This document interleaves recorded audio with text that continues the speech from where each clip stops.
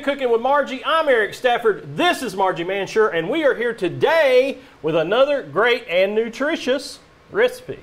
Absolutely. Today we've got some collard greens. We're going to simmer them up, and we're going to add a little bit of sausage for seasoning, and finish it off with lemon zest and pepper. Ooh, that sounds good. Yeah, fun, huh? Sounds fun and good.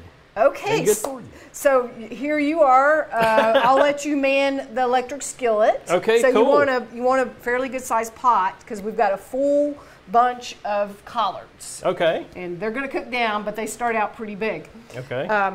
So we want to pour a little bit of olive oil, and you can see I have already sauteed up my. I've got a little hot Italian sausage. Yeah. This is not a necessary step. More than that? More than that? A little more than that. A little skittish on the oil there. More than that, or is that good? A little bit more. Maybe like two to 3 tablespoons is good. Okay. Now I'm feeling a little better. So the sausage is not totally necessary. It does add some saturated fat, but it also adds flavor. Okay. So you could just saute it up in the olive oil. Yeah. So we're going to start out with a cup. We have 1 cup of chopped onions. And that's the way all recipes start, isn't it? They always begin with the onion. These are called aromatics. Oh, okay.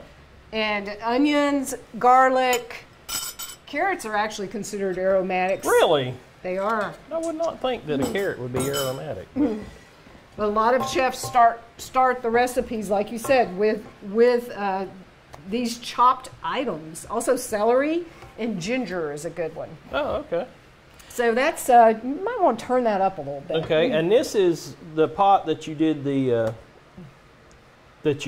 sausage in. So you see the little flecks in that. Then it's because this is where you pre-cooked that. That's right. So it's getting a little extra flavor. Getting a little bit of the love. Little of that sausage flavor. That sausage love. So while you're doing that, I wanted to show you how to get rid of these stems in the collard leaves. So those things are hard. So you don't want to eat that. Well, you can if you cook them long enough. And some people cook their collard greens forever, but I prefer to cook mine just enough to be tender, but not enough to cook all the vitamins out. Okay. So what you can do is just, I lay it down on the cutting board with the stem side facing up, where you can really see that. Yeah. Yeah, and you just cut along both sides there and just kind of toss those aside. I might have cranked it up too much. Yeah, it's smelling good. Yeah, we got the aromatic going. Sizzle, sizzle. Sizzle, sizzle. Now I'm going to add this one too. Okay, and that is? Garlic. It's a tablespoon of garlic. Okay. So it smells really good already. When I walked in the room before we started taping, I already smelled the sausage because she'd pre-done that. But then to come in here now and have this, it's just like, okay, where's my plate? It's time to eat. It does whet your appetite. Yeah, it does. And sausage always smells good. If you wanted to use a lean chicken sausage, you could do that. Yeah. And that would still add a lot of flavor, but it would be, it would have less saturated fat, which if you do have high cholesterol levels, that's definitely a consideration. Now, lean chicken sausage, is that made from chickens that have 1 foot shorter than the other? It was worth a try. It's worth a try. It's worth a try. Dad jokes abound. Yes. They don't go away, do they? Now, what do you call this again where you're getting ready to, there's a French word for it. Chiffonade. A chiffonade. So what I've done is I took these out and now I've rolled them to where they're all nice and compact, and it's so easy to cut it like that. So see how I'm using the rocking motion with my knife, and just keep your finger out of the way as you go down. So she has notoriously sharp knives, which is really important. All right. It cuts, I'll tell you that, buddy. Yes, you want to keep your knife sharp. Yeah. And so I'm just cutting these into kind of like bite-sized pieces, bite-sized pieces. A coarse chop. All right, now that's looking good. So you want your onions to get a little bit brown. Yeah. So I'd say those onions have gotten a little bit brown. They got a little brown? So I'm going to go ahead and put our collard greens in the pan. Okay. And while collard greens are considered a hearty green, they're not like spinach, which is really delicate. Oh, okay. We're going all greens. All greens, all in. We're going to put them in. They still cook down a lot, but you know how spinach is. It just kind of dissolves. Yeah. Yeah, it just gets almost liquefied. It does. So, did you turn that down too much? I might have. So kind of get those. That's going to cook down a little bit. So a lot of people, when they cook greens, they'll just put them in a big pot of water. Yeah. With ham hock or something like that. Yeah. So my goal is to get as much of the vitamins, because it's really high in vitamins C and beta carotene, which are antioxidants. Oh, okay. And antioxidants protect your cells from damage, so they help keep you healthy. Really, really important stuff. Yeah. And it's a crazy amount in the greens. Cool. So I want to preserve that and get as much as I can and not let that be leached into the water. Oh, okay. So we're cooking that down and then getting it really hot. Yeah, they're already wilting a little bit, you know. They are, yeah. So I'm going to turn them, kind of like toss them over so those top ones, there you go. Yeah, get that mixed in. I'm like the coach here. That's okay. I mean, that was a good point, because I wasn't really flipping them. And see, they're already cooked on that one side. Or not cooked, but almost blanched in a way. Flash fried. Exactly. So we're going to put in 2 cups. I have some vegetable broth here. You could use chicken broth. Either one would work. Okay.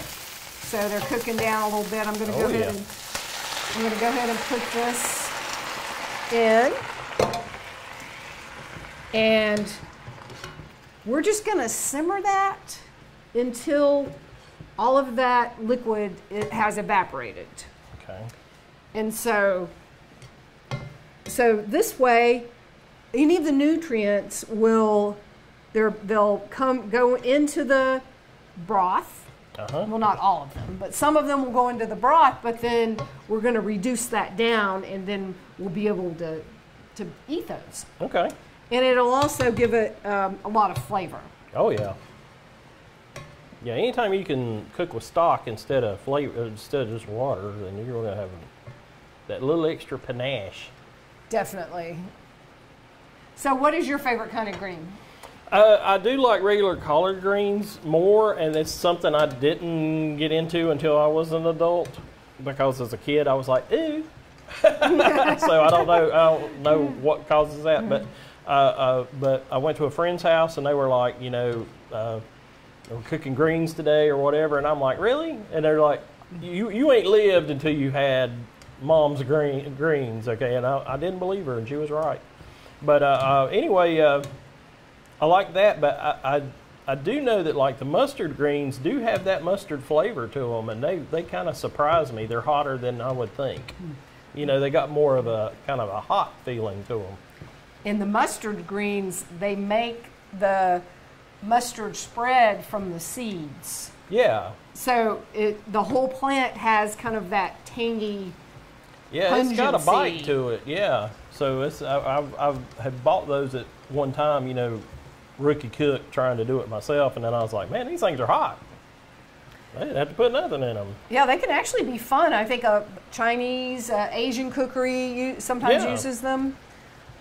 Especially you season them up right. Yeah, I was just surprised at the heat that come off of them just from the mustard, the plant itself. And these the collard greens, to me, they have a little bit milder of a flavor. And I like that better. I gotta yes, admit. but a lot of people do. And then another type of green that some people eat are beet greens. Oh, yeah. Yeah. And I am not a beet fan, and you probably have noticed we never cook beets on I the never show. noticed that, but now that you say it. Now, are the beet greens actually green? I mean, I know the leaf tends to get green, but like the stems are still red, aren't they? Don't they? I believe they are. The stems are red. They can be a little red, and then you get your greens. To me, beets, either you love beets or you hate them. That's true. For most people. But to me, they kind of taste like soil. They taste like dirt. You get your dirt. Yes, I was going to say that. Yeah. They do. Get that dirt flavor. So, but yes, the greens actually have a little bit of that flavor as well. But for some people, they love that flavor. Yeah. And then spinach, of course, cooks down to nothing, but that's one of the milder greens. And there are just so many different kinds. Oh, yeah. There's all the cabbages that have the leafies. And they're better in the winter, or at least during cool seasons when you harvest them then, because when you were a kid, it might have been the bitterness that got you. It might have been, because the older you get, the more your taste buds tend to like the bitter flavors or something instead of the sweet. Right, because you can't taste as well. I guess, so it comes up stronger. It's got a stronger flavor. Or it has less flavor. Or less. The bitter, yeah. You're like, oh, I can actually taste that, right? I can taste that. Now, speaking of greens, and I've heard this, this is random question time, but couldn't you do kudzu? Couldn't you cook kudzu that way? Ooh. Because I've heard that like kudzu is like kin to green beans, and it actually kind of tastes like a green bean. Well, if that is true, then no one will go hungry. No one has to starve.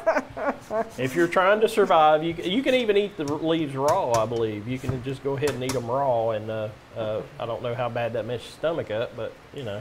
Yeah, that's something I would need to investigate before I recommend it. Yeah, but I'd had a scoutmaster tell me that. How's that? Wow, that you would not die. You would not die, that you could eat the kudzu.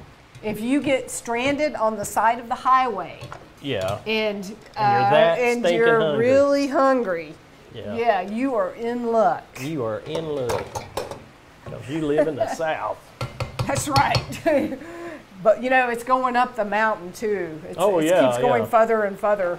Oh, yeah. It just keeps going. So I'm going to add a little pepper here. And I forgot my little grinder. I prefer the freshly ground. But this'll... That'll get it. That'll do ya. Okay, I'm going to put in maybe half of a lemon. Just squeeze that juice in. Okay. And I use the low sodium chicken broth or vegetable broth because it concentrates, the salt concentrates whenever you reduce the broth. Yeah. So that way you can taste it to see what you think. Yeah. Does it need more salt? Instead of just adding the salt. Yeah, and I think that's one thing I've learned in cooking is if you keep tasting, you kind of helps you out. Don't just assume, and don't put too much salt because you can't take it out. Yes. So taste as you go. Right, and so many people I've seen, they have their meal put in front of them. Let's say they're eating out, and they grab the salt shaker and immediately start. Yes, before they've even tasted it. Don't even taste it. And chances are, it has. Usually, the cooks at the restaurants or the chefs, they season to make it taste the way it's supposed to, and maybe even a little bit too salty for some people. So yeah. So that's what. Yeah. So watch it. It's always good to taste it. Yeah. Okay, I'm going to go ahead and put in, this is the zest. You saw me, I zested that one lemon. Yeah. And that'll brighten it up even more. Even more than the lemon juice. Yes. Oh, it's very lemony smelling now. I guess because of the zest is so much stronger. The oils, they put out a lot of smell. Yeah. And a lot of flavor. Yeah, a lot of flavor. That is looking good. It's looking very good, cooking down good. So, I'll try to get my flip going. Flip. Yep, you can see that's reducing down. Yeah. Yeah, we've got a lot less liquid than we had. It's reduced down, and the leaves are sucking up some of that juice. So this was 8 ounces of sausage. You don't even really need this much. Do you want to use this much? Yeah. Hello. I thought you'd say that. You got do you have 16 ounces? We'll put 16 ounces in there. But it does taste, I've had it both ways, and it tastes fine either way. Okay. Really good. But I like sausage. I'm sorry. You had me at sausage. So this is the time to see if it needs any salt. Now see, there's going to be salt in the sausage. Yeah. Did you want to taste it? No, I'm going to let you do it. Oh, okay. I want to save mine for the end. Mm-hmm. I want to see what the chef has to say.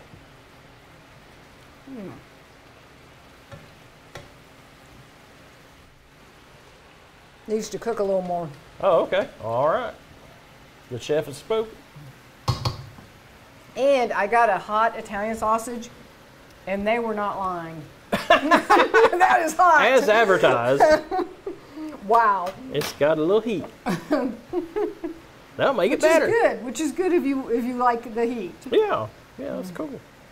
Okay, so it looks like most all of the broth has cooked out and reduced down, and I did think it needed just a little bit of salt. A pinch of salt. Now's the time I'll add that. If you just stir that in. Okay. And then we'll get you a little plate to see what you think. Okay.